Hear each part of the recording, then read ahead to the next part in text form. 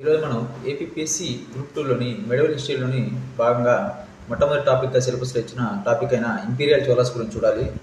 Imperial Cholas గురించి మనం ఈరోజు చూడడం జరుగుతుంది. ఇంపీరియల్ చోళాస్ గురించి మనకు అర్థం కావాలంటే ముందుగా ఏం చేశారంటే గ్రూప్ 2 సిలబస్లో మనకి పోస్ట్ హర్షవర్ధన ఎటువంటి టాపిక్స్ సిలబస్ లేదండి. అందువల్ల మనం ఏం చేయాలంటే ఈ చోళాస్కి కంటెంపరీ సొసైటీలో ఎవరెవరు పరిపాలిస్తున్నారు, ఏ ప్రాంతాల్లో ఎవరు పరిపాలిస్తున్నారు అనేది మనం ఫస్ట్గా చూసుకోవాలి. అప్పుడే మనకి ఏ రాజులు ఎవరితో యుద్ధాలు చేశారు, ఏ ప్రాంతాలను గెలిచారు, ఇవన్నీ కూడా మనకు అర్థమవుతుంది. దీని గురించి మనం ఏం చూడాలంటే ఈ చోళాస్ అనేవాళ్ళు పల్లవాస్ అనే వాళ్ళ దగ్గర సామంతులకు పనిచేసేవాళ్ళు. పల్లవాస్ దగ్గర సామంతులుగా పనిచేసేవాళ్ళు. మనం ఇప్పుడు ప్రస్తుతం ఒకసారి మ్యాప్ చూసుకుందాం. కంటెంపరీగా ఎవరెవరు పరిపాలిస్తున్నారనే దాని నుంచి చదువుతాం. దీని ప్రకారం మనం చూస్తే వీళ్ళు ఈ తమిళనాడు నార్థన్ తమిళనాడు ప్రాంతాన్ని పల్లవాస్ పరిపాలిస్తున్నారు. ఈ కింద సదరన్ తమిళనాడు అని కొంచెం కేరళ ప్రాంతాన్ని పాండ్యాస్ అనే వాళ్ళు పరిపాలిస్తున్నారు. అలాగే ఈ కేరళని చేరాస్ అనే వాళ్ళు ఈ టైం పీరియడ్లో పరిపాలిస్తూ ఉంటారు. వీళ్ళకి కంటెంపరీగా ఈ పల్లవాస్ దగ్గర ఈ చోళాస్ అనే వాళ్ళు సామంతులుగా ఉండడం జరుగుతుంది. దీంతోపాటు మనకి ఏన్షియంట్ హిస్టరీ సిలబస్ ఎక్కడ ఎండ్ అవుతుందంటే అచీవ్మెంట్స్ ఆఫ్ హర్షవర్ధన దగ్గర ఎండ్ అవుతుంది. ఈ హర్షవర్ధనాన్ని ఈ గ్రేటెస్ట్ కింగ్గా చెప్తారండి. నార్త్ ఇండియన్ హిస్టరీలో లాస్ట్ గ్రేటెస్ట్ హిందూ రూలర్గా చెప్తారు. ఇతని సామ్రాజ్య విస్తరణలో భాగంగా ఇతను సౌత్ ఇండియాకి రాకుండా ఆపిన రాజు ఎవరంటే వెస్టర్న్ చాళుక్యాస్కి చెందిన రాజు అండి. వెస్టర్న్ చాళుక్యాస్ వీళ్ళని బాదామి చాళుక్యులు లేదా వాతాపి చాళుక్యులు అని కూడా పిలుస్తారు. ఈ రాజ్యానికి చెందిన రాజు, ఆయన పేరు పులకేశి II అండి. పులకేశి II ఈయన హర్షవర్ధన్ని సౌత్ ఇండియాలోకి రానియకుండా యుద్ధం చేసి ఆపడం జరిగింది. ఈయన్ని హర్షవర్ధన్ని ఓడించిన రాజు పులకేశి II అండి. ఇది ఇతను ఓడించాలని మనకి ఎలా తెలుస్తుందంటే ఐహోల్ ఇన్స్క్రిప్షన్ ద్వారా తెలుస్తుంది. రవికీర్తి వేయించిన ఐహోల్ ఇన్స్క్రిప్షన్ ద్వారా తెలుస్తుంది. ఇప్పుడు మనకి కావాల్సిన ఆ సిలబస్ ఆల్రెడీ అయిపోయింది కాబట్టి మనకి ఇప్పుడు ఏం కావాలంటే ఇక్కడ ఈ కాంటెంపరీ సొసైటీలో ఎవరెవరు ఎక్కడెక్కడ పరిపాలిస్తున్నారు, ఏ రాజ్యాలు తర్వాత రోజుల్లో వీళ్ళు ఎలా ఆక్రమించారు అనేది మనం చూడాలి. కాబట్టి కాంటెంపరీగా మనం మెయిన్గా గుర్తుపెట్టుకోవాల్సిన వాళ్ళు ఎవరంటే పల్లవాస్ అనే వాళ్ళని గుర్తుపెట్టుకోవాలి, పాండ్యాస్ అనే వాళ్ళని గుర్తుపెట్టుకోవాలి, ఈ చేరాస్, తర్వాత ఈ వెస్టర్న్ చాళుక్యాస్ అండి. ఈ వెస్టర్న్ చాళుక్యాస్ తర్వాత ఈ వెస్టర్న్ చాళుక్యాస్ని ఈ మహారాష్ట్ర కర్ణాటక పరిపాలిస్తున్న వెస్టర్న్ చాళుక్యాస్ని పక్కకు జరిపి ఇక్కడికి వచ్చిన తర్వాత రాజ్యం పేరు రాష్ట్రకూటాస్ అండి. ఈ రాష్ట్రకూటాస్ని కూడా మనం గుర్తుపెట్టుకోవాలి. రాష్ట్రకూటులని మనం గుర్తుపెట్టుకోవాలి. ఎందుకంటే వీళ్ళకి పరస్పరం యుద్ధాలు జరుగుతూ ఉండేవి. అందువల్ల వీళ్ళ గురించి మనం తెలుసుకోవాలి. అలాగే వీళ్ళ డీటెయిల్స్ మనకి ఎందుకు ఇంపార్టెంట్ అంటే రాజులు మారుతున్నప్పటికీ కొన్ని రాజ్యాలు అటు ఇటు మారుతూ ఉంటాయి, వాళ్ళ మధ్య యుద్ధాలు జరుగుతుంటాయి. దాని యొక్క అవుట్కమ్ ద్వారా చోళ సామ్రాజ్య విస్తరణ అనేది జరుగుతుంది, చోళ సామ్రాజ్యం యొక్క ట్రేడ్ అనేది జరుగుతుంటుంది. దాంతోపాటుగా మనకి వీళ్ళ సముద్రాల మీద ఎక్కువగా నేవీ పవర్ ఉండేది. అందువల్ల ట్రేడింగ్ చేసేవాళ్ళు. ఈ ట్రేడింగ్ చేసేటప్పుడు వీళ్ళకి కొన్ని ప్రాబ్లమ్స్ వచ్చినప్పుడు ఇటు సైడ్కి వచ్చి ఈ శైలేంద్ర డైనాసిటీ పరిపాలిస్తున్న ఇండోనేషియా, మలయా ఈ ప్రాంతాలు ఏవైతే ఉన్నాయో వీటిని కూడా ఓడించి ఆక్రమించుకోవడం జరుగుతుంది. అది ఏ రాజకాలంలో జరిగింది ఇవన్నీ కూడా మనం డీటెయిల్గా చూద్దాం. తర్వాత వీళ్ళ అడ్మినిస్ట్రేషన్ గురించి చూడాలి. మనకి సిలబస్ ఏమి ఇచ్చాడంటే చోళాస్ అని ఇవ్వలేదు, కానీ చోళాస్ అడ్మినిస్ట్రేషన్ ఇచ్చాడు. కానీ చోళాస్ అనే వాళ్ళు ఏ రాజు ఎవరు ఏంటి అని తెలియకుండా, పొలిటికల్ హిస్టరీ తెలియకుండా మన అడ్మినిస్ట్రేషన్ ఎక్కువగా నేర్చుకోలేము. అందువల్ల మనం పూర్తిగా నేర్చుకోవాలి సిలబస్ని. ఇప్పుడు స్టార్ట్ చేద్దాం. దీంట్లో ఇంపీరియల్ చోళాస్ గురించి చూడాలంటే మనకి మెయిన్ ఏంటంటే ఈ చోళ అడ్మినిస్ట్రేషన్లో ఈ రూలర్స్ ఉండేవాళ్ళండి. చోళ డైనాసిటీ రూలర్స్ వాళ్ళు ఎవరికి సామంతులుగా ఉన్నారని చెప్పామంటే మనం పల్లవాస్కి సామంతులుగా ఉండడం జరిగింది. వీళ్ళ కాలంలో మొట్టమొదటి రాజు ఈ చోళ సామ్రాజ్య స్థాపకుడు అని మనం ఎవరిని అంటామంటే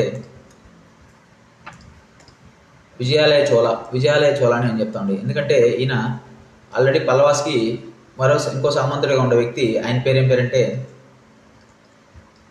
ముక్తరాయర్. ఈ ముక్తరాయర్ని ఓడించి ఆయన దగ్గర నుంచి ఈయన తంజావూరుని ఆక్రమించుకోవడం జరుగుతుంది. ఈ ముక్తరాయర్ని ఓడించి తంజావూరుని తెచ్చుకోవడం జరుగుతుంది. ఇదే వీళ్ళ క్యాపిటల్గా తర్వాత రోజులన్నింటిలో అప్ టు రాజేంద్ర చోళ వచ్చేంత వరకు కూడా మెయిన్ క్యాపిటల్ ఇప్పుడు ఇదిగానే ఉంటుంది. వాళ్ళు ఇంకో సిటీ నిర్మించినప్పుడు కూడా ఇదే మెయిన్ క్యాపిటల్గా ఉంటుంది అప్పటి వరకు. అందువల్ల ఇది ఇంపార్టెంట్. ఈ విజయాలయ చోళని మనం ఫౌండర్ ఆఫ్ చోళ ఎంపైర్గా పరిగణిస్తాం. ఈయన గురించి మనకి ఇంకేమైనా ఇంపార్టెంట్ పాయింట్స్ ఉన్నాయంటే ఈయన తంజావూరులో ఒక టెంపుల్ కట్టాడండి. ఆ టెంపుల్ పేరు నిశుంభశూదిని టెంపుల్. ఇది ఎక్కడుంది అని మన ఎగ్జామ్లో క్వశ్చన్ అడుగుతున్నా అండి. ఆ టెంపుల్ తంజావూరులో ఉందండి. తంజావూరులో ఈ టెంపుల్ అనేది ఉండడం జరిగింది. తంజావూరులో ఈ టెంపుల్ ఉండడం జరిగింది. నెక్స్ట్ వచ్చేసరికి ఈయన ఎప్పుడైతే రాజ్యాన్ని ఫామ్ చేశాడో, ఈయన తర్వాత మనకి మెయిన్ ఇంపార్టెంట్ కింగ్ ఎవరంటే ఇతని కొడుకు అండి. ఇతని కొడుకు పేరు ఏం పేరంటే ఆదిత్య చోళ. ఈ మధ్యకాలంలో పొన్నియిన్ సెల్వన్ అని తమిళ సినిమా ఒకటి వచ్చిందండి. ఆ సినిమాలో విక్రమ్ క్యారెక్టర్ ఉంటుంది. ఆ విక్రమ్ క్యారెక్టరే ఈ ఆదిత్య చోళ గురించి మనం ఏం తెలుసుకోవాలంటే, ఈ ఆదిత్య చోళ ఇప్పటివరకు ఈయన తంజావూరుని ఆక్రమించినప్పుడు కూడా సామంతుడుగానే ఉన్నాడు. కానీ ఈ ఆదిత్య చోళ ఏం చేశాడంటే పల్లవ రూలర్స్లో చిట్ట చివరి రాజైన అపరాజిత వర్మతో యుద్ధం చేసి ఓడించి ఈయన ఏం చేశాడంటే ఒక ఇండిపెండెంట్ కింగ్డమ్గా చోళాస్ని నిలుపుతాడు. దాంతో పల్లవాస్ అనే వాళ్ళ పవర్ని కోల్పోతారు, వాళ్ళ సుప్రమసీని కోల్పోయి ఆ స్థానంలోకి ఎవరు వస్తారంటే చోళాస్ అనే వాళ్ళు వస్తారండి. ఇంత మనం మ్యాప్లో చూసినట్టుగా ఈ పల్లవాస్ ఏదైతే కింగ్డమ్ ఉందో ఆ కింగ్డమ్ మొత్తం కూడా చోళాస్ కిందకి వచ్చేయడం జరుగుతుంది. అది ఎవరి కాలంలో వచ్చింది అని ఎగ్జామ్ మనం క్వశ్చన్ అడతారు. అది ఎవరి కాలంలో వచ్చిందంటే ఆదిత్య చోళ వన్ కాలంలో వచ్చిందండి. ఆదిత్య చోళ వన్ కాలంలో వచ్చింది.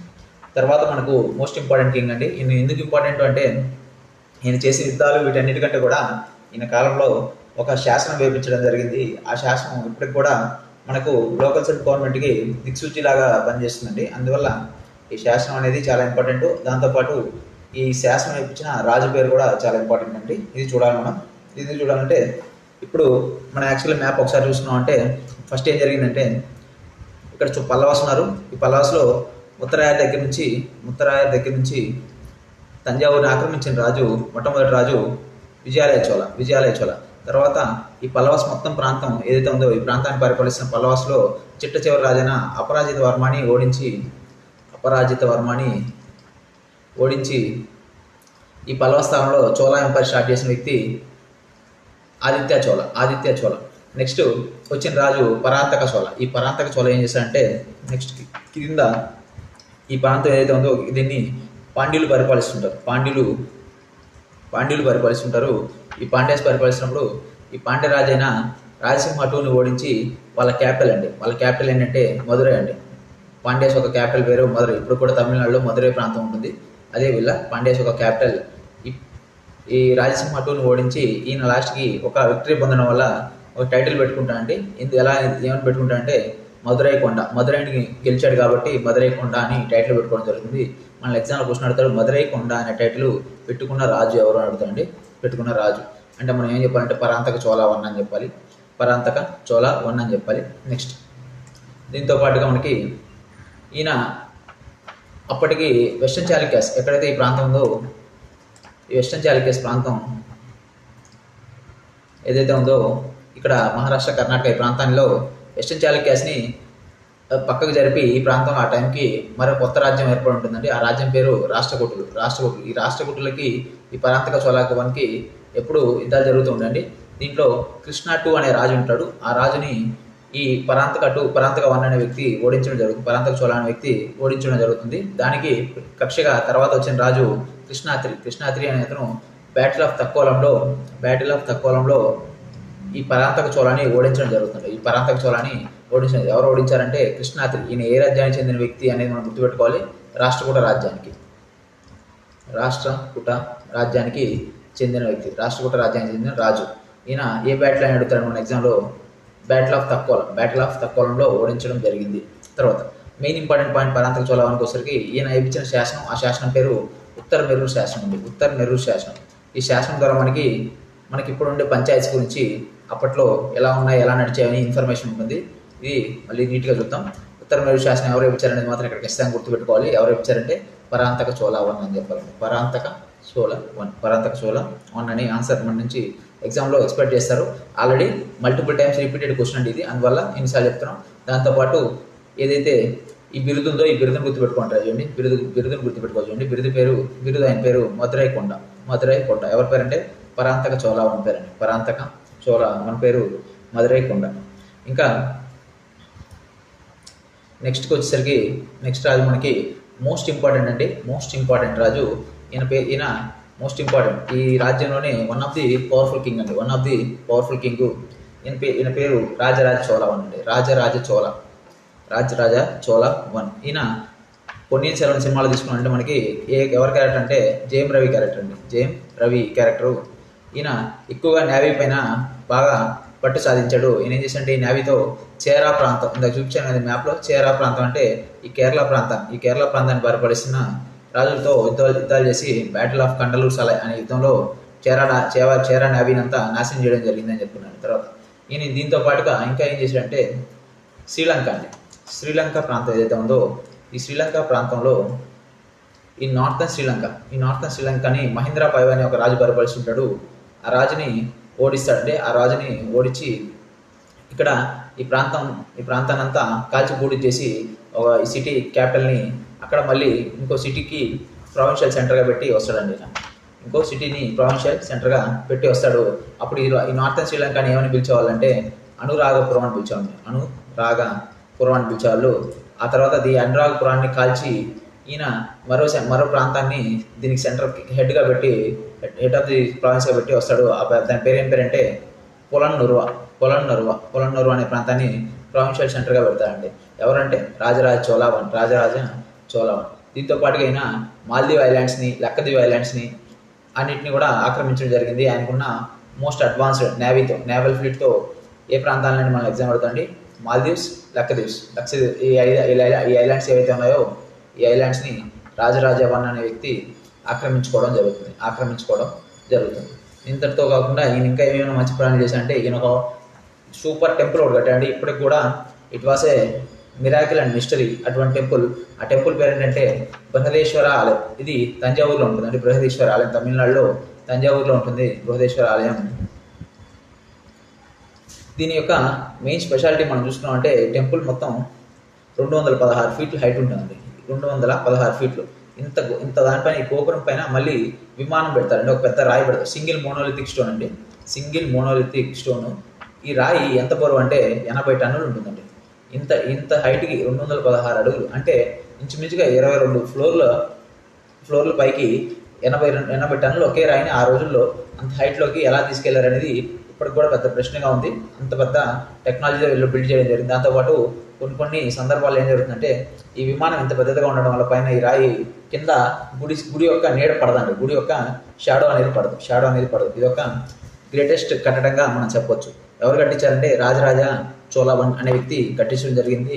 అందువల్ల ఈ బృహదేశ్వర ఆలయానికి మరో పేరు రాజరాజేశ్వర ఆలయం. ఇది ఎక్కడ ఉందంటే తంజావూరులో ఉంది. దీన్ని మనం చూడాలి. దీంతోపాటు నేను చేసిన ఇంకో మంచి పని అంటే అప్పట్లోనైనా ల్యాండ్ సర్వేలు చేసి ఎలాంటి ల్యాండ్ ఇది పండే పంటనా అని స్టాండర్డైజ్ చేసి దానికి ట్యాక్సేషన్ సిస్టమ్ అనేది నిర్ణయించడం జరిగింది. ల్యాండ్ సర్వే చేపించి ల్యాండ్ రెవెన్యూ అనేది నిర్ణయించడం జరిగిందండి. ఈ సిస్టమ్ కూడా రాజరాజ చోళ 1 చేయడం జరిగింది. నెక్స్ట్ మనం వచ్చేసరికి ఆయన కొడుకు ఈయన అందరికన్నా పవర్ఫుల్ అండి ఈ కింగ్డమ్లో. ఈయన పేరేం పేరంటే రాజేంద్ర చోళ 1. ఈయన ఏం చేశారంటే ప్రతి ఒక్కరూ అక్కడ చుట్టుపక్కల ఉన్న ప్రాంతాలను ఆక్రమించారు. ఎవరు? పాండ్యులను ఆక్రమించారు, చేరాస్ని ఆక్రమించారు, శ్రీలంకను ఆక్రమించారు, మాల్దీవ్స్, లక్కదీవ్స్ వీటన్నింటిని ఆక్రమించారు. ఈయన ఇంకో అడిగేసి మన ఇండియాలోనే నార్త్ ఇండియా వైపు వెళ్ళి ఏం చేశారంటే మార్చ్ టువర్డ్స్ గంగా నది వరకు వెళ్ళి అక్కడ మహిపాలుడు పాలా డైనాస్టిక్ చెందిన మహిపాలుడు అనే రాజున్నాడు. ఆ రాజును ఓడించి గంగా నది వరకు వెళ్ళాడు కాబట్టి అక్కడి నుంచి ఇక్కడికి వచ్చిన తర్వాత ఏం చేశాడంటే తమిళనాడులో ఒక సిటీ నిర్మించాడు. ఆ సిటీ పేరు ఏంటంటే గంగైకొండ చోళాపురం. ఎందుకంటే గంగా వరకు వెళ్ళి వాళ్ళు ఓడించాడు కాబట్టి అక్కడి నుంచి నీళ్లు తెచ్చాడు. ఆ నీళ్ళతో పాటు ఇక్కడ శంకుస్థాపన చేసి ఈయన గుడి కట్టడం జరుగుతుంది. అందువల్ల దీన్ని గంగైకొండ చోళాపురం టెంపుల్ అనే సిటీని బిల్డ్ చేశారు. దీంట్లో ఇంకో టెంపుల్ బిల్డ్ చేశారంటే ఆ టెంపుల్ పేరు గంగైకొండ చోళాపురం టెంపుల్ అండి. దీంతోపాటు ఇక్కడ గంగ వరకు వెళ్ళి ఇదంతా ఓడించాడు కాబట్టి ఈయన తీసుకున్న టైటిల్ పేరు ఏంటంటే గంగైకొండ. దాంతోపాటు మనం ఇంత ఒక పాయింట్ ఇక్కడ కూడా రాసుకోండి. రాజరాజ చోళ 1 ఎవరైతే ఉన్నారో ఈయనకి బిరుదులు ఉన్నాయండి. ఆ బిరుదులు చాలా ఇంపార్టెంట్. ముమ్మడి చోళ అని బిరుదు ఉంది. తర్వాత చోళ మార్తాండ అనే బిరుదు కూడా ఉంటుందండి. చోళ మార్తాండ అనే బిరుదు కూడా రాజరాజ 1కి ఉంది. ఇవి తర్వాత అయినా శివుని బాగా కొలిచేవాడండి. అందువల్ల ఆయనకి శివ పాదశేఖర అనే బిరుదు కూడా ఉంది. శివ పాదశేఖర అనే బిరుదు కూడా ఉంది. ఆయనకి ముమ్మడి చోళ అనే బిరుదు ఎందుకు వచ్చిందంటే ఈ నార్థన్ శ్రీలంక ఒక క్యాపిటల్ అనురాగపురం అని చెప్పాము కదండి. ఈ ప్రాంతాన్ని ముమ్మడి చోళపురం అని పిలిచేవాళ్ళు. దాన్ని ఆక్రమించుకున్నారు కాబట్టి ముమ్మడి చోళ అనే టైటిల్ వచ్చిందండి. ఇప్పుడు మనం మళ్ళీ రాజేంద్ర వన్ దగ్గరికి రండి. రాజేంద్ర వన్ నార్త్ ఇండియాకి వెళ్ళి గంగా నది వరకు వెళ్ళి మహిపాలాన్ని ఓడించి వచ్చి ఇక్కడ గంగైకొండ చోళాపురం అనే సిటీని బిల్డ్ చేశాడు. దాంతోపాటు అక్కడ గంగైకొండ చోళాపురం టెంపుల్ కూడా బిల్డ్ చేశాడు ఆ సిటీలో. దాంతోపాటుగా ఆయన ఏం చేశాడంటే ఆయన ఒక టైటిల్ తీసుకున్నాడు. ఆ టైటిల్ ఏంటంటే గంగైకొండ అనే టైటిల్ తీసుకోవడం జరిగింది. గంగైకొండ అనే టైటిల్ తీసుకోవడం జరిగింది. తర్వాత ఈయన ఇంకా ఏమేం చేశాడంటే ఏ మ్యాసివ్ ఓవర్సీస్ క్యాంపెయిన్ నేవల్స్ ఎక్కడంటే శ్రీ విజయ కింగ్డమ్ అండి. శ్రీ విజయ కింగ్డమ్ ఇది ఎక్కడ ఉంటుందంటే ఈ సుమత్రా మలేషియా ఉంటుంది. అక్కడ పరిపాలిస్తున్న వంశం పేరు శైలేంద్ర డైనాసిటీ అండి. శైలేంద్ర డైనాసిటీ వీళ్ళే ప్రపంచంలోని అతిపెద్ద హిందూ టెంపుల్ కట్టించారు. శైలేంద్ర డైనాసిటీ వాళ్ళు ప్రపంచంలోని అతిపెద్ద హిందూ అంకోర్ వాట్ టెంపుల్ అంటారు దాన్ని. అంకోర్ వాట్ టెంపుల్ ఇది ఇండోనేషియా ప్రాంతంలో ఉంటుంది. Angkor what temple. దీంతో వీళ్ళకి మెయిన్ ఇక్కడ ప్రాబ్లం వచ్చిందంటే ఇక్కడ ఇండియా ఇది ఉంటే వీళ్ళకి ఇక్కడ ట్రేడ్ చేసే ఒక గిల్డ్ ఉందండి. ఒక గిల్డ్ అంటే ఒక ఆర్గనైజేషన్, దాన్ని నానాదేశీ అంటారు. వాళ్ళు ఈ బే ఆఫ్ బెంగాల్ ఈ సౌత్ ఈస్ట్ ఏషియాలో ట్రేడ్ చేయాలంటే ఈ సన్న రూట్స్ ఉంటాయండి. ఈ రూట్స్ ఎక్కడి నుంచి వెళ్తున్నాయంటే ఈ ప్రాంతం నుంచి వెళ్తున్నాయి. ఈ శైలేంద్ర డైనాసిటీ పరిపాలిస్తున్న శ్రీ విజయ కింగ్డమ్ చుట్టుపక్కల నుంచి వెళ్తున్నాయి. వాళ్ళు ట్రేడ్ రూట్స్ వాళ్ళ కంట్రోల్లో పెట్టుకున్నారు. అందువల్ల వీళ్ళకి బిజినెస్ చేయడం కష్టంగా ఉంటుంది. అందువల్ల ఈయన ఏం చేయాల్సి వచ్చిందంటే రాజేంద్ర వన్ అతని వీళ్ళ నేవీ ఫ్లీట్తో వీళ్ళపైన దాడి చేసి ఈ రాజ్యాన్ని ఆక్రమించుకున్నాడండి. ఈ రాజ్యం యొక్క క్యాపిటల్ పేరు ఏంటంటే కదరం.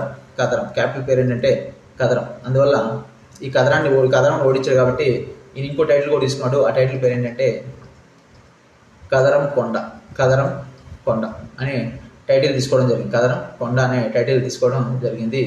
ఈ రెండు టైటిల్స్ బాగా ఇంపార్టెంట్ మనకు. ఈయన ఎక్కడెక్కడ ఆక్రమించాను. దీంతో పాటుగా ఈయన ఏం చేశాడంటే ఈ గంగైకొండ చోళాపురంలో ఒక ఆర్టిఫిషియల్ లేక్ అనేది తవ్వించడం జరిగింది. ఆయనకి క్యాపిటల్ దగ్గరగా ఆ లేక్ని ఏమని పిలుస్తామంటే చోలే గంగం అంటామండి. ఏమంటే చోలే గంగం లేక్ అంటామండి. ఇప్పటివరకు మనం చూసుకున్న పాయింట్స్ అన్నీ కూడా ప్రతి పాయింట్ కూడా ఇంపార్టెంట్ అండి. అన్నీ గుర్తుంచుకోవడానికి ట్రై చేయండి. ఇప్పుడు మనం చోళ యాక్చువల్గా ఇంకో రాజు ఉంటాడు.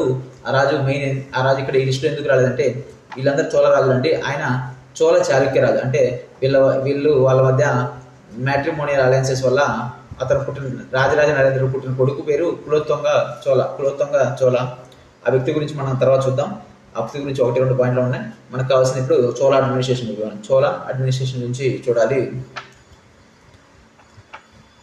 Chola administration. Chola governance was because it effectively blended centralized bureaucratic imperial autocracy with highly decentralized rural self government. ఈ డీసెంట్రలైజేషన్ ఉందని, రూరల్ సెల్ఫ్ గవర్నమెంట్ ఉందని మనకి ఎలా తెలుస్తుందంటే ఉత్తర మేరూర్ శాసనం చెప్తుంది. ఉత్తర మేరూర్ శాసనం ఎవరు ఇచ్చారు? ఉత్తర మేరూర్ శాసనం అంటే మనం ఆల్రెడీ చూసాం. పరాంతక చోళ వన్ వేయించండి. పరాంతక చోళ వన్ అనే వ్యక్తి వేయించడం జరిగింది. ఇప్పుడు మనం దీంట్లో వీళ్ళ అడ్మినిస్ట్రేషన్ గురించి చూద్దాం. వీళ్ళ అడ్మినిస్ట్రేషన్ గురించి చూద్దాం. వీళ్ళ ఎంపైర్ మొత్తాన్ని చోళ మండలం లేదా రాజ్యంగా డివైడ్ చేసి అని పేరు పెట్టారండి. ఎంపైర్ మొత్తానికి రాజ్యం లేదా చోళ మండలం అని పేరు పెట్టారు. దీనికి హెడ్గా ఎవరు ఉంటారంటే రాజు ఉంటాడు. రాజుకి హెల్ప్ చేస్తూ అసిస్ట్ చేయడానికి అఫీషియల్స్ ఉందండి. వాళ్ళని ఏమంటారంటే హైయర్ అఫీషియల్స్ని. ఇప్పుడు ఎట్లా అంటే మనకి చీఫ్ సెక్రటరీ అలాంటి పదవులు ఎలా ఉండవు, అలాంటి పెద్ద పెద్ద పదవుల్లో ఉండే వాళ్ళని హైయర్ అఫీషియల్స్ అనే వాళ్ళ పేరు ఏమని పిలిచేవాళ్ళంటే హైయర్ అఫీషియల్స్ని పెరుందానం అని పిలిచేవాళ్ళండి. పెరుందానం అని పిలవడం జరిగింది. తర్వాత దీని కింద ప్రావిన్సెస్ని మండలాలుగా డివైడ్ చేశారు.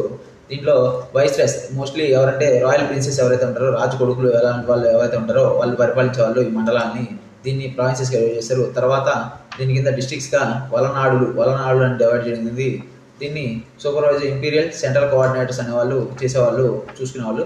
తర్వాత సబ్ డిస్ట్రిక్ట్స్గా నాడులు అనేవాళ్ళు. వీటిని manage by local community council కాదు నట్టార్లు అనేవాళ్ళు చూసేవాళ్ళండి. తర్వాత విలేజెస్ గ్రూప్స్ని కానీ విలేజ్ని కుర్రమ్స్ లేదా కొట్టమ్స్ అనేవాళ్ళు. వీటికి కింద ఇండివిజువల్గా విలేజెస్లో పంచాయతీరాజ్ సిస్టమ్ లాంటి సిస్టమ్స్ ఉండేవి. వాటి ద్వారా నడిపించడం జరిగేదండి. మనకు కావాల్సింది ఏంటంటే ఇక్కడ అడ్మినిస్ట్రేషన్ పరంగా వీళ్ళు ఎలా డివైడ్ చేసి ఫస్ట్ గుర్తుపెట్టుకోవాలి మనం. అడ్మినిస్ట్రేషన్ పరంగా ఇప్పుడు మనకు కూడా చూడండి.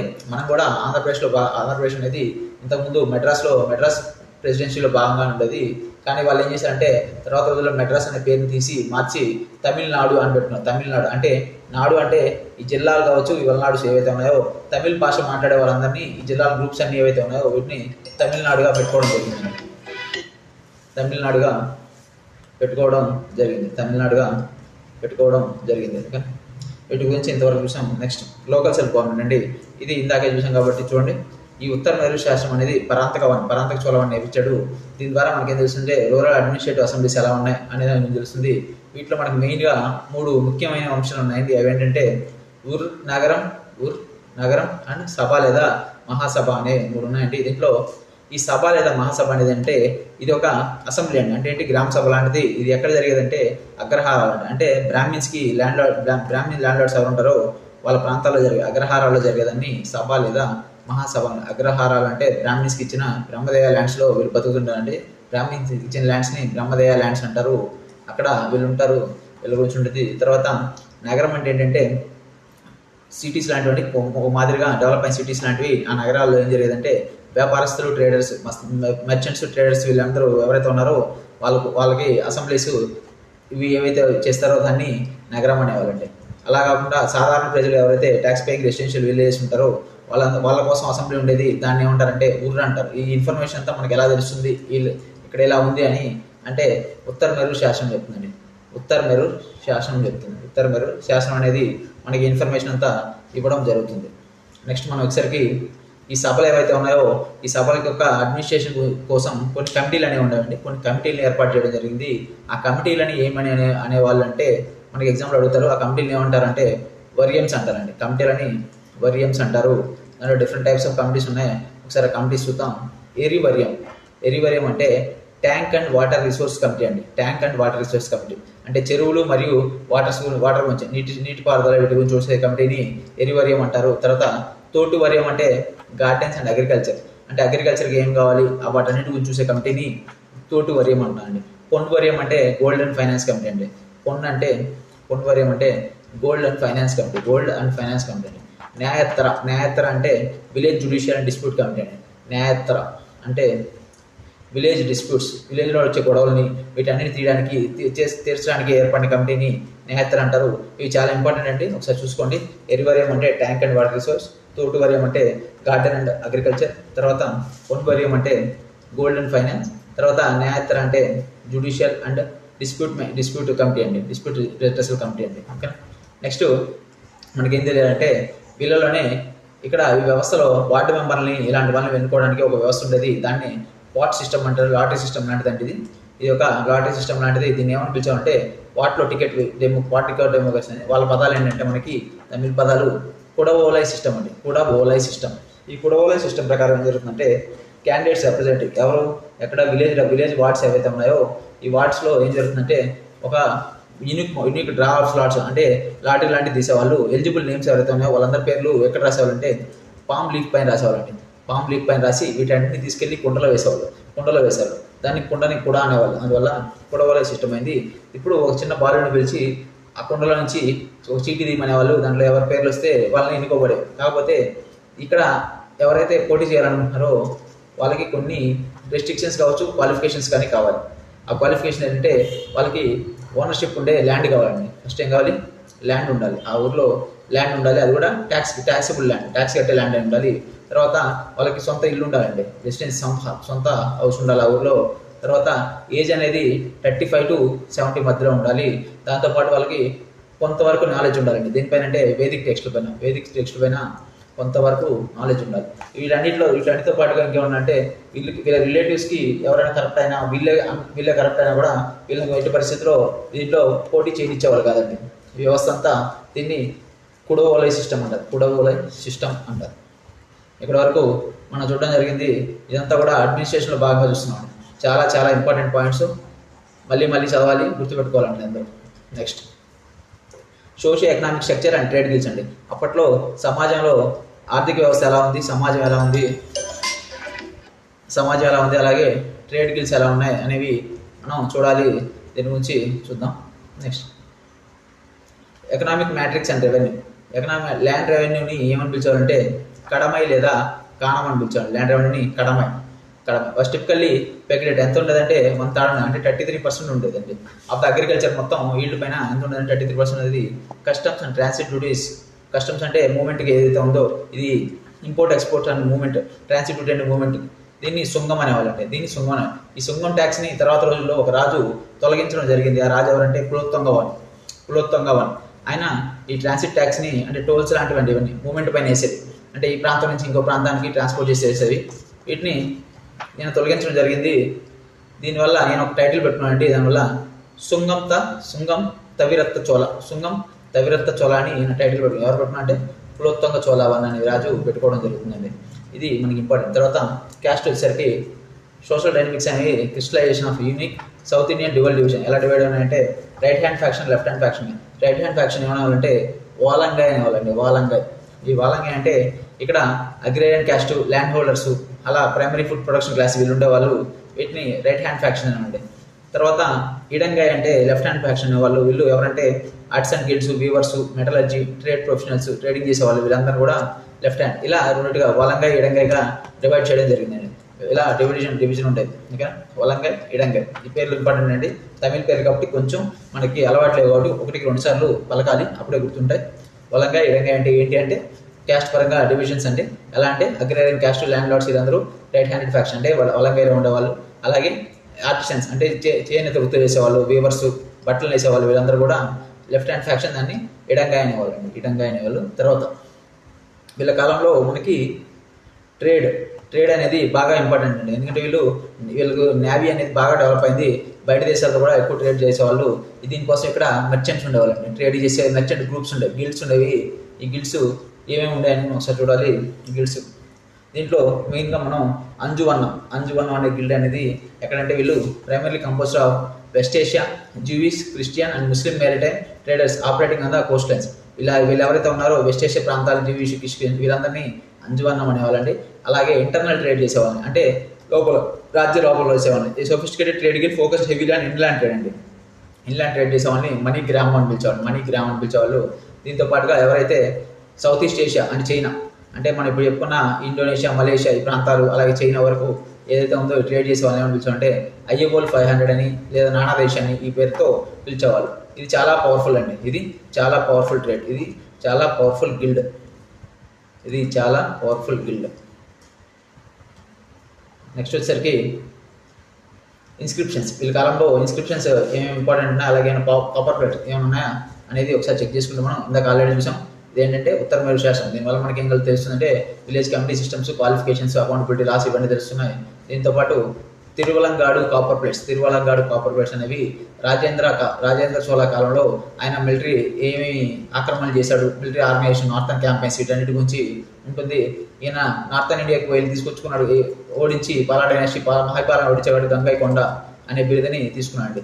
ఇది గుర్తుపెట్టుకోవాలి. దీంతోపాటు అన్బిల్ కాపర్ ప్లేట్స్ ఇవనేవి ఎవరంటే సుందర్ చోళ అనే రాజు చేయడం జరిగింది. ఇది చోళాస్ యొక్క వంశ పారంపర్యం యొక్క క్రొనాలజీని చెప్పడం జరుగుతుందని చెప్తున్నారు. తర్వాత లార్జర్ లీడ్ అండ్ ప్లేట్స్ ఇవి రాజరాజ వన్ గ్రాంటింగ్ ఏమిచ్చాడండి, ఈయన చూడామణి అనే బుద్ధిస్ట్కి విహారానికి ల్యాండ్ ఇచ్చాడండి. విలేజ్ రెవెన్యూ కొన్ని విలేజెస్ ఇవ్వడం జరిగింది. దీన్ని బిల్డ్ చేసిన రాజు ఎవరంటే శైలేంద్ర కింగ్ నాగపట్నంలో బిల్డ్ చేయడం జరిగింది. మనకు రీసెంట్గా వీటి గురించి కరెంట్ అఫైర్స్ చోళాస్ యొక్క కాపర్ ప్లేట్స్ గురించి మణిమంగళం కాపర్ ప్లేట్స్ అని ఒక కాపర్ ప్లేట్స్ ఉన్నాయి. వాటిని బ్రిటిష్ వాళ్ళు అప్పట్లో తీసుకెళ్ళిపోతే, బ్రిటిష్ వాళ్ళు కాదు డచ్ వాళ్ళు అప్పట్లో తీసుకెళ్ళిపోయారు. వాటిని రీసెంట్గా ఇండియన్ గవర్నమెంట్ బ్యాక్కి తీసుకొచ్చింది. ఈ మధ్య సీఎం అయిన విజయ్ నరేంద్ర మోడీ కలిసి దీనికి థ్యాంక్స్ చెప్పడం జరిగింది ఈ విషయం గురించి. అందువల్ల ఈసారి దీనిపైన మనకి ఎగ్జామ్లో క్వశ్చన్ వచ్చే ఛాన్స్ ఎక్కువ ఉంది కాబట్టి కొంచెం నీట్గా చూసుకోండి. నెక్స్ట్ రిలీజియన్ అండి. రిలీజియన్ లిటరేచర్ అండ్ భక్తి కల్చర్ ఏమైనా ఉందా వీళ్ళు దాంట్లో ఎక్కువ డెవలప్ అయిందంటే వీళ్ళు ఎక్కువగా శైవ మతాన్ని కొలిచేవాళ్ళు, కొంతవరకు వైష్ణవ మతాన్ని ఆరాధించేవాళ్ళు, కానీ ఎక్కువ శాతం శైవ మతం ఉంది. కానీ కులోత్తుంగ వన్ అనే రాజు మాత్రం వైష్ణవ మతానికి పూర్తి వ్యతిరేకంగా ఉంటాడు. ఈయన రామానుజాచార్య అనే వ్యక్తిని, వైష్ణవ మత గురువుని రాజ్యం నుంచి వెలివేయడం కూడా జరుగుతుంది.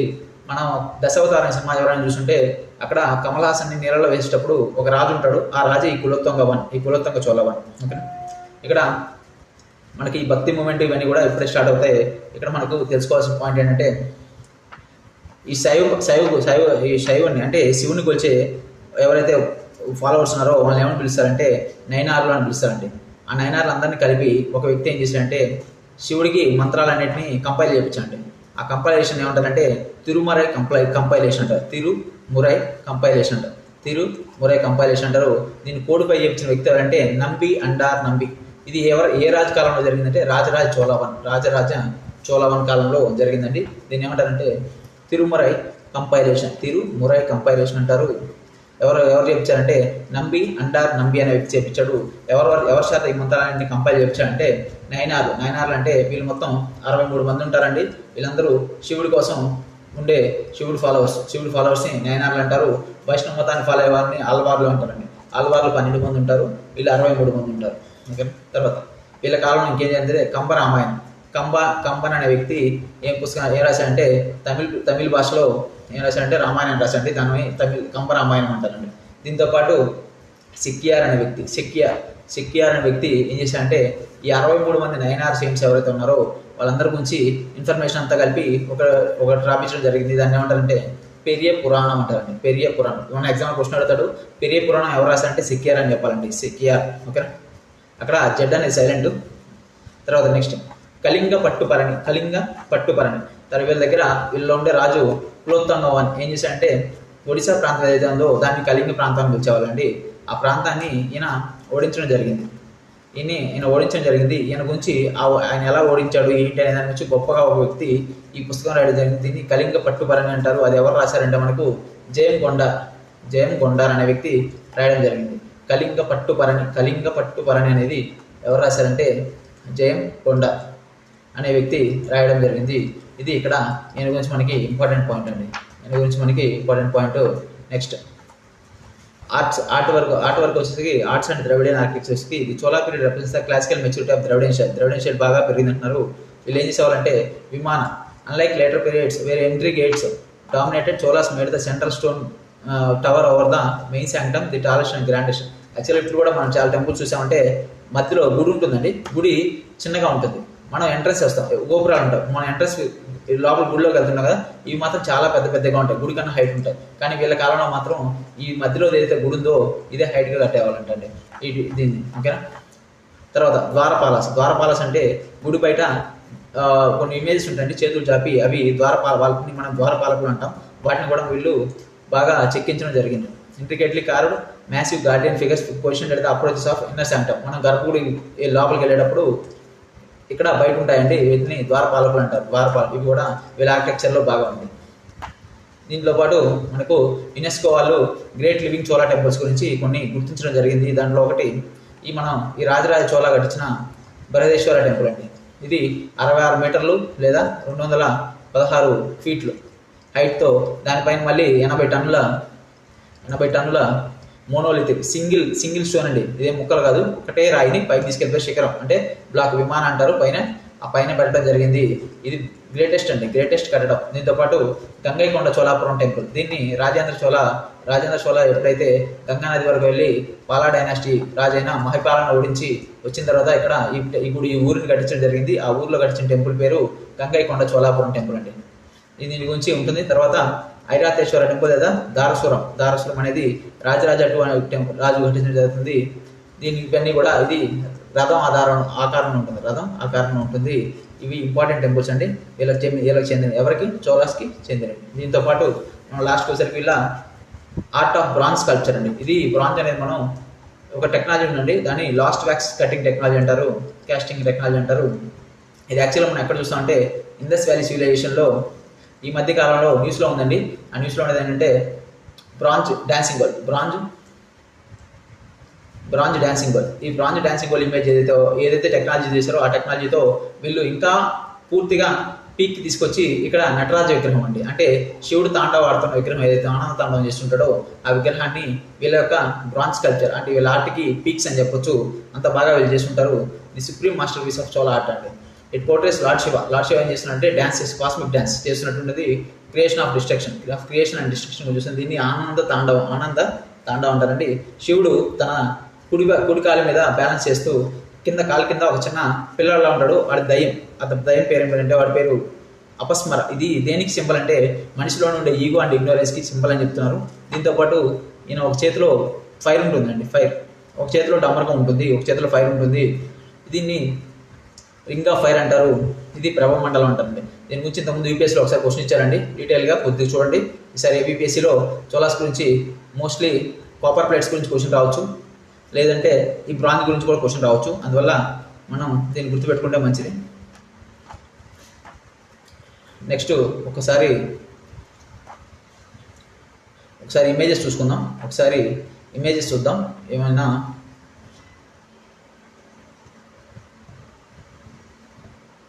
ఇమేజెస్లో బృహదేశ్వర ఆలయం చూద్దామండి.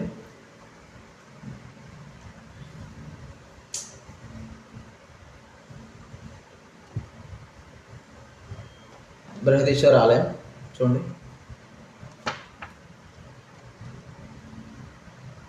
ఇది బృహదేశ్వర ఆలయం అండి. ఇది బృహదేశ్వర ఆలయం. ఈ బృహదేశ్వర ఇది ఏదైతే ఉందో ఇది 80 టన్నుల రాయి అండి. ఒకటే రాయి ఇంత పైకి పెట్టడం జరిగింది. ఇది మొత్తం 216 ఫీట్లు ఉంటుంది. ఇది ఫేమస్ టెంపుల్ అండి. ఇది ఎవరు కట్టించారంటే రాజరాజ చోళ అని కట్టించడం వల్ల ఈ టెంపుల్కి మరో పేరు రాజరాజేశ్వర టెంపుల్ అండి. రాజేశ్వర టెంపుల్. దీంతో పాటు మనం ఇప్పుడు చెప్పుకున్న బ్రాంజ్ నటరాజ శిల్పం కూడా చూద్దాం ఒకసారి. Bronze Nataraj Idol of Chola period యొక్క బ్రాంజ్ నటరాజ్ శిల్పం చూద్దాం. చూడండి, ఇది ఏదైతే ఉందో ఇక్కడ కింద ఉంది కదా, ఇది అపస్మర అండి. ఇది అపస్మర. ఒక చేతిలో ఇక్కడ ఫైర్ ఉంటుంది, ఒక చేతిలో డమరకం ఉంటుంది. ఇలా కుడికాలి మీద బ్యాలెన్స్ చేస్తూ శివుడు ఆనంద తాండవం చేస్తున్నట్టుగా వీళ్ళ యొక్క దగ్గర. ఇది ఏ టెక్నాలజీ అంటే బ్రాంజ్ వ్యాక్స్ కాస్టింగ్ టెక్నాలజీ అండి. Bronze wax casting technology. వీటన్నిటి గురించి చూడాలి. ఇంకా అడ్మినిస్ట్రేషన్ అన్న పదాలు ఉంటే వాటిని కూడా చూసుకోవడానికి ట్రై చేయండి. మోస్ట్ ఇంపార్టెంట్లీ మనం దీంట్లో ఇప్పటివరకు చెప్పిన ఏవైతే ఉన్నాయో వీటన్నిటిని ఖచ్చితంగా చూసుకోవడానికి ట్రై చేయండి. ఇప్పటివరకు చెప్పింది రాజులు పొలిటికల్ హిస్టరీ చెప్పామండి. పొలిటికల్ హిస్టరీలో మొట్టమొదటి రాజు విజయాలయ చోళ అని చెప్పాం, తర్వాత ఆదిత్య చోళ, తర్వాత పరాంతక చోళ, తర్వాత రాజరాజ చోళ, తర్వాత రాజేంద్ర చోళ. ఇక్కడ వరకు ఇంపార్టెంట్ రాజులండి. వీళ్ళ గురించి చూసుకున్నాం. వీళ్ళకి ఉన్న బిరుదులు ఇంపార్టెంట్, వీళ్ళు ఎక్కడెక్కడ ఆక్రమణ చేశారు ఇంపార్టెంట్, వీళ్ళు ఏమన్నా ల్యాండ్ సర్వే తీసుకొచ్చారు ఇలాంటిది ఇంపార్టెంట్. అతను వీళ్ళ తర్వాత ఏమైనా టెంపుల్స్ కట్టించారా అది ఇంపార్టెంట్. వీళ్ళ ఆర్కిటెక్చరు ఆ టైంలో వీళ్ళ కాలంలో ఎవరైనా బుక్స్ రాశారా, ఏమన్నా జరిగాయి అనేవి ఇవన్నీ కూడా మనకి ఇంపార్టెంట్గా మనం చూసుకోవాలి. ఇవన్నీ కూడా ఇంపార్టెంట్గా చూసుకుంటే మనకి చోళాస్ అనేది కంప్లీట్ అవుతుంది. దీని తర్వాత మనకు ఢిల్లీ సుల్తానేట్ అనేది స్టార్ట్ అవుతుంది. మన ఏపీఎస్సీ గ్రూప్ సిలబస్ ప్రకారం మనకి నెక్స్ట్ ఏంటంటే ఢిల్లీ సుల్తానేట్ అనేది స్టార్ట్ అవుతుంది. ఈ ఢిల్లీ సుల్తానేట్ గురించి చదవాలంటే ఇక్కడ మనం ఎలా అయితే వీళ్ళకి కాంటెంపరీగా ఉన్న వ్యక్తులు ఎవరు అనేది చూసుకున్నాం కదా. అంటే అప్పటి రాజ్యాలు ఎలాగైతే ఇక్కడ పల్లవాసు ఉండేవాళ్ళు, ఈ పల్లవాస్ పాండ్యాసు, ఇక్కడ చేరాసు, ఇక్కడ వెస్టర్న్ చాళుక్యాసు, రాష్ట్రకూటాసు, ఈ శ్రీలంక ప్రాంతం, ఇక్కడ ఈ కదరం అనే ప్లేస్లో శైలేంద్ర డైనాసిటీ, ఇలా ఎలా అయితే చూసుకున్నామో వీళ్ళు ఎక్కడి నుంచి వచ్చారు, ఈ ముస్లిమ్స్ అనే వాళ్ళు ఎక్కడి నుంచి వచ్చారు, ఎందుకు రావాల్సి వచ్చింది, తర్వాత వాళ్ళు ఎవరు తీసుకొస్తే ఈ స్లేవ్ డైనాసిటీ ఏర్పడింది, తర్వాత ఢిల్లీ సుల్తానేట్గా ఎలా మారింది, ఆ తర్వాత వాళ్ళని పడగొట్టి తర్వాత మొఘలు ఎలా వచ్చారు, తర్వాత మరాఠా ఎంపైర్ మధ్యలో భక్తి సూఫీ ఉద్యమం, వీటన్నిటి గురించి మనం కంప్లీట్ చేసుకుంటే మనకి మెడివల్ హిస్టరీ అండి 10 మార్క్స్ ఇచ్చిన మెడివల్ హిస్టరీ సిలబస్ అనేది మెడివల్ హిస్టరీ సిలబస్ 10 మార్క్స్కి ఏదైతే ఉందో మన ఏపీఎస్సీ గ్రూప్ 2 ప్రిలిమ్స్లో అవి కంప్లీట్ అవుతాయి. మనకు ఇక్కడ డీటెయిల్డ్ సిలబస్ ఇచ్చాడు, అది కూడా తక్కువ సిలబస్ ఇచ్చాడండి. ఏదైనా సరే ప్రిపేర్ అయ్యే వాళ్ళు చూసి నిదానంగా చదవండి. ఎందుకంటే మొత్తం సిలబస్ అంతా చదివి రేపు అక్కడ క్వశ్చన్స్ రాకుండా మన ఎఫర్ట్ని వేస్ట్ చేసుకోవడం కంటే సిలబస్ ప్రకారం చూసి జాగ్రత్తగా చదువుకోవడం చాలా ఇంపార్టెంట్. ఎందుకంటే వాడు సిలబస్లో ఇస్తాడు, బయటకు ఇవ్వడు. కాబట్టి ఈ సిలబస్లో ఎంతవరకు అవసరమో తెలుసుకోవాలి. ఇప్పుడు చోళాస్ అనగానే చోళాస్ని చదువుకుంటూ వెళ్ళిపోతే సరిపోదు. ఎందుకంటే ఈ చోళాస్ ఎవరు, ఈ చోళాస్ ఉన్న కాలంలో ఎవరున్నారు, వాళ్ళతో ఎవరెవరు యుద్ధాలు చేశారు. ఇక్కడ చూసామంటే మనం బ్యాటిల్ ఆఫ్ తక్కువలో జరిగింది కృష్ణా 3తో, ఇది ఇంపార్టెంట్. ఇక్కడికి వెళ్ళి వీళ్ళు ఇక్కడ యుద్ధం ఎందుకు చేయాల్సి వచ్చిందంటే ట్రేడింగ్ పర్పస్, వీళ్ళకి నేవీ వచ్చింది. తర్వాత ఇక్కడ నార్త్ ఇండియాకి వెళ్ళి యుద్ధం చేయాల్సి వచ్చింది. వీళ్ళన్నీ కూడా ఈ రాజులు ఎవరు ఇంపార్టెంట్ ఇవన్నీ కూడా మనం చూసుకోవాల్సిన పరిస్థితి ఉంటుంది. ఈ రోజుకి ఈ క్లాస్ ఇంకా ఎండ్ చేస్తున్నాండి. Thank you.